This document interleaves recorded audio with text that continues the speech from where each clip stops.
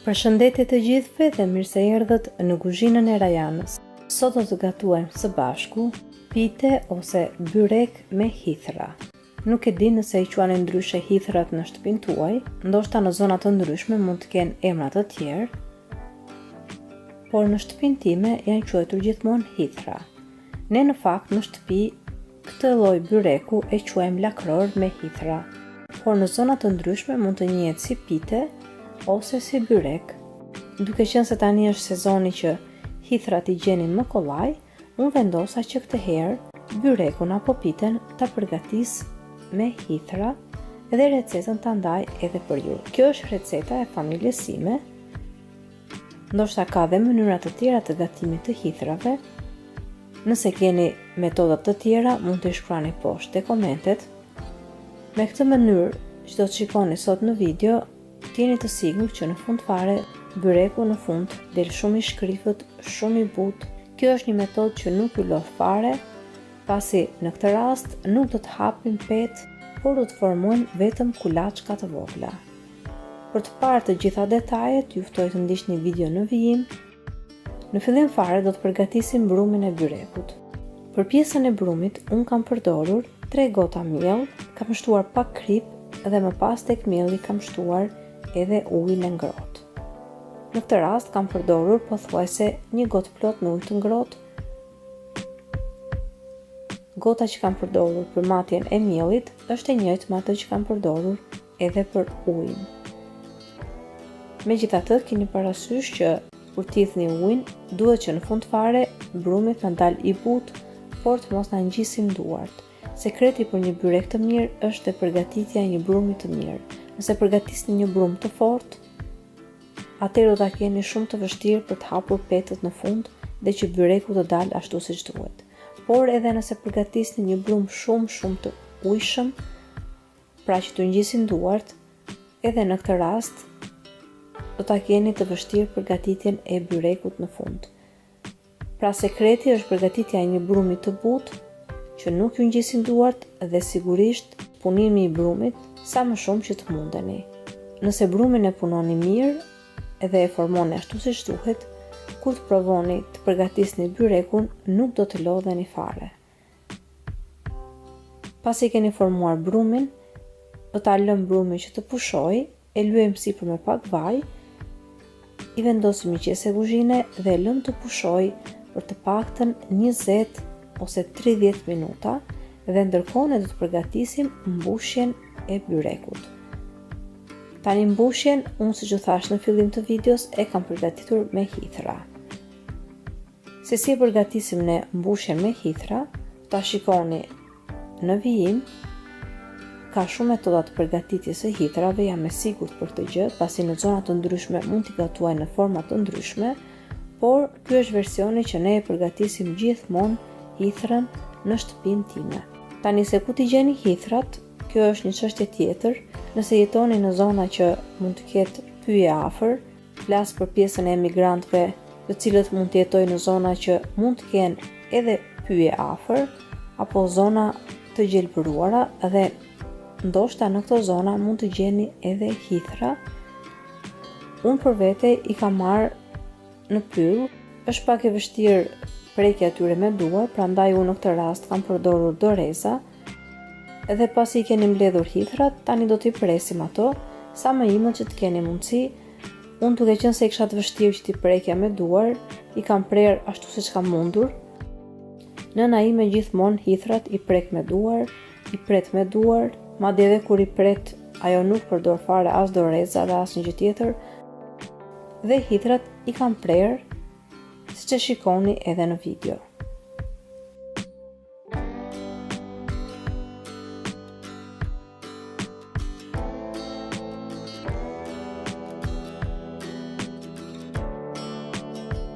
Pasi i prisni hithrat, i hedhim në një tenxhere, do t'i pastrojmë mirë me ujë të bollshëm, me ujë të ftohtë.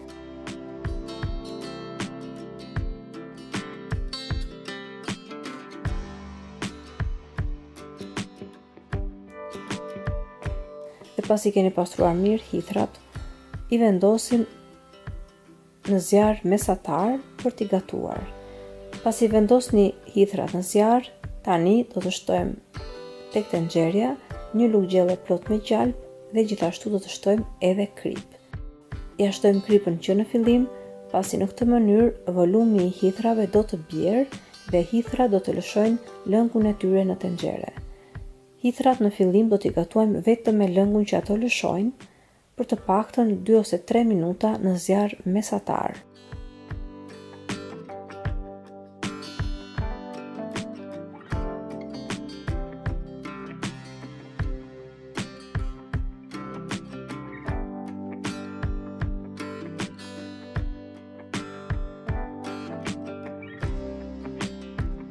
Dhe pasi shikoni që hithrat e kanë shtruar lëngun që ato lëshojnë në tenxhere, tani do të shtojmë nga gjysmë gote me ujë në mënyrë që të bëhet zjerja e hithrave ashtu siç duhet. Të paktën 2 ose 3 herë do të shtojmë ujë dhe në momentin që hithrat e shtrojnë ujin që ne hedhim, do të shtojmë ujë tjetër. Këtë proces e përsërisim të paktën për 2 ose 3 herë.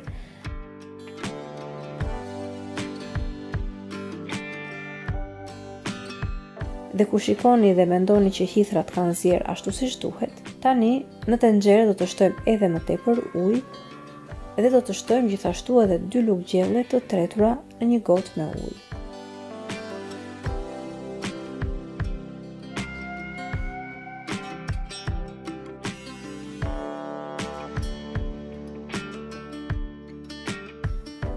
Dhe tani gjellën do ta lëmë që të marrë val, derisa të fillojë që gjella të trashet.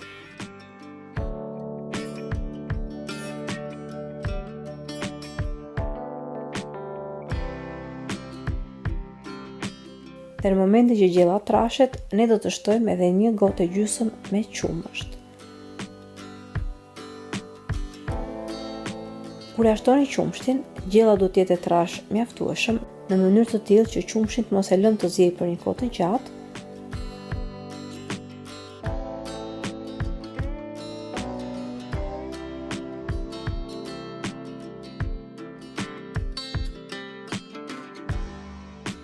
Edhe pas 10 minutash që kemi shtuar qumshtin, do të shikoni që gjella ka marrë trashësinë që doni.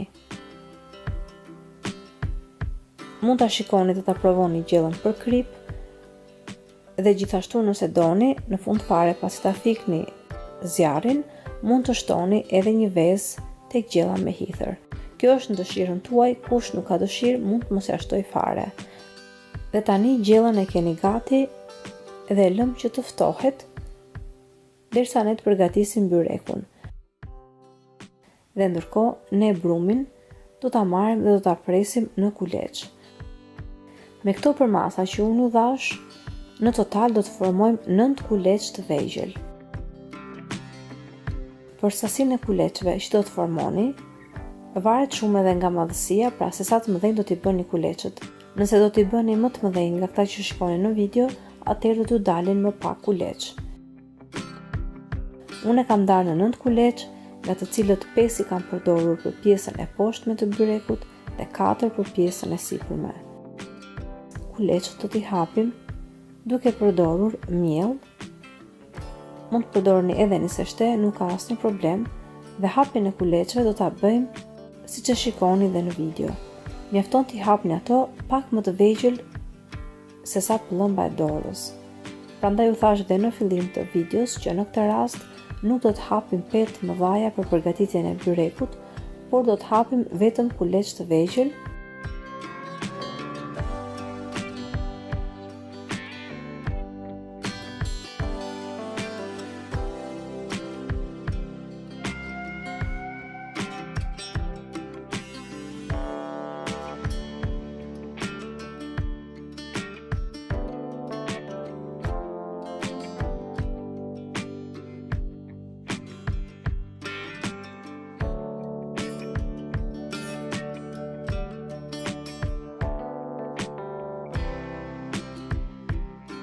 Pasi keni hapur të 9 kuleçet, tani do t'i ndajmë 5 për pjesën e poshtme dhe 4 për petën e sipërme.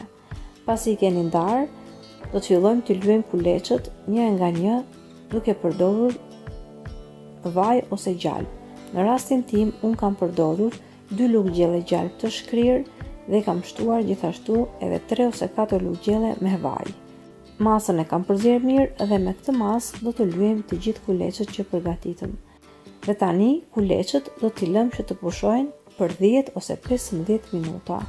Dhe pasi kuleçët kanë pushuar, lyejmë me vaj edhe tepsin ku do të përgatisim byrekun.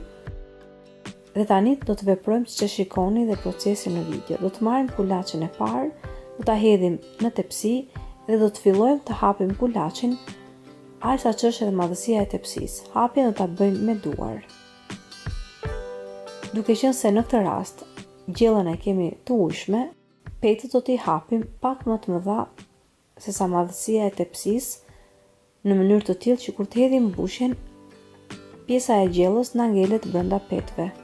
Prandaj i zjasni pak petët në pjesët anësore të tepsisë dhe pasi keni hapur petën e parë, tani do të marrim kulaçin e dytë, do ta hapim njësoj siç vepruam me kulaçin e parë, duke qenë se kuleçët kanë pushuar dhe kanë qenë të lyer me vaj dhe me gjalp, do ta shikoni që hapja e tyre me duar është shumë e thjeshtë dhe bëhet shumë kollaj.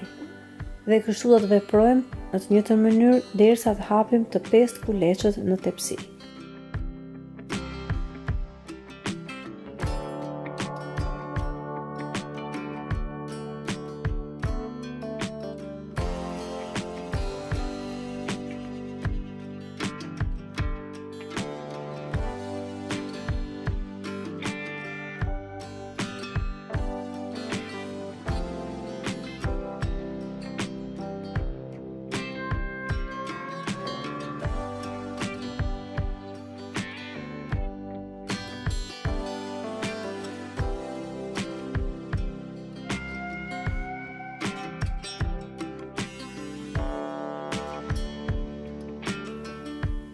Më pas, pasi kemi hapur të 5 kuleçët, mundohemi që petën ta nivelojmë mirë, duke i zgjatur dhe pjesët anësore aq sa të keni mundësi, dhe kur petën e keni gati, pra të 5 kuleçët që ne kemi hapur, janë hapur ashtu siç duhet.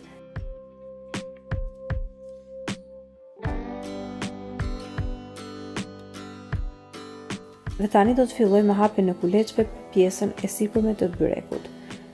Duke qenë se në këtë rast gjellën e kam të ujshme, unë hapjen e kuleçëve për pjesën e sipërme e kam bërë në tavolinë. Nëse keni gjellën jo shumë të ujshme, sigurisht mund t'i hapni kuleçët në tepsi sipër mbushjes, ashtu siç vepruam edhe me kuleçët në pjesën e poshtme. Në këtë rast, unë kuleçët i kam hapur në tavolinë, kam hapur kulaçin e parë duke u referuar edhe madhësisë së tepsisë. I kam hapur pak më të mëdha se sa madhësia e tepsisë, në mënyrë që të kisha mundësi që të krijoja edhe pjesët anësore të byrekut. Tani do të hedhim mbushjen me hithra që kemi përgatitur. Dhe më pas, të gjithë petën që kemi formuar do ta hedhim në tepsi me kujdes, në mënyrë që mbushja na ngelet brenda petëve, por në rastin tim, edhe pse unë mundova që mbushja të mos më dilte, në këtë rast mbushja më doli pasi pjesët anësore të petës më ranë poshtë. Megjithatë, kjo nuk ka asnjë problem, sepse në fund fare byreku del shumë i mirë. Dhe pasi hedhim edhe petën e sipërme, tani do të mbyllim pjesët anësore të byrekut.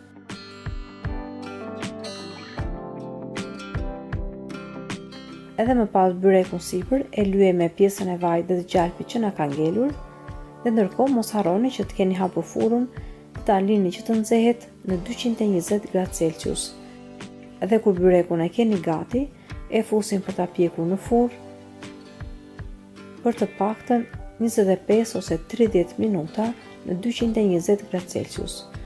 Unë zakonisht byrekët i pjek në 200 gradë Celsius, por po të fundit kam vënë re që furra ime duhet të gradohet më tepër kur pjek, prandaj gjithmonë pjekja në shtëpinë tuaj varet shumë edhe nga furra që keni. Nëse furra juaj pjek shumë shpejt dhe ka fuqi më të madhe, sigurisht mund ta piqni edhe në 200 gradë. Rëndësi ka që në fund fare pitja ose byreku të marrë atë ngjyrën e bukur të pjekjes në pjesën e sipërme. Unë zakonisht byrekët i pjek me mënyrën e pjekjes njëkohësisht si lart ashtu dhe poshtë, por sigurisht që mund ta piqni në pjesën e sipërme dhe më pas mund ta ktheni furrën edhe në pjesën e poshtme të byrekut. Dhe kur mendoni që byreku është gati, mund ta hiqni nga furra. Pasi e hiqim nga furra, mund ta spërkasni sipër me pak ujë po të doni, ose mund ta lini kështu siç është. Unë në këtë rast e kam servirur në këtë mënyrë, thjesht e lash që të pushonte pak, pra të dilte ai avulli i nxehtë i furrës dhe më pas e keni gati për ta servirur për familjarët tuaj. Më besoni që në fund fare petët do të shikoni që kanë dalë shumë të buta dhe shumë të shkrifta dhe askush nuk do ta besoj që nuk keni hapur petë tek e tek për këtë byrek, por thjesht keni hapur kuleç me duar. Shpresoj shumë që kjo recetë t'ju ketë pëlqyer dhe nëse po, mos hezitoni të jepni asaj një like, si dhe ta shpërndani me miqtë e familjarët tuaj në rrjetet sociale.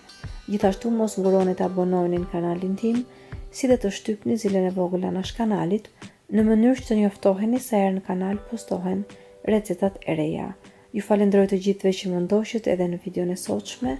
Bashkë do të dëgjojmë sërish në videon e radhës. Deri atëherë, Zoti ju bekatoft të gjithëve.